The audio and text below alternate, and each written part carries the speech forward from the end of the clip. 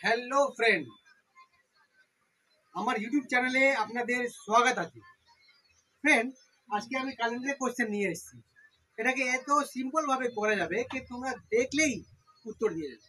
আসো আমরা দেখছি। হ্যাঁ,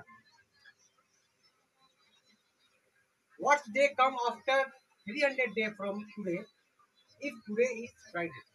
যদি আজকে শুক্রবার হয় তাহলে 300 দিন পরে কি বার হবে সেটাই কোশ্চেন করেছি। এটাকে একদম সিম্পল ভাবে করবো আমরা। শুধু এটাকে দেখে রিমাইন্ডারটা শেষ ফলটা বার করে নেব।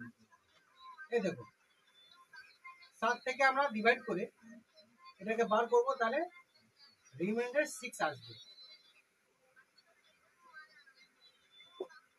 এই 6 যা আছে না, এই ফ্রাইডে শুক্রবার মধ্যে যোগ করে দিলে আমাদের অ্যান্সার হয়ে যাবে। তাহলে শনিবার, রবিবার, সোমবার, মঙ্গলবার, বুধবার, বৃহস্পতিবার। আর আমার শনির পরে কি হবে? বৃহস্পতিবার হবে।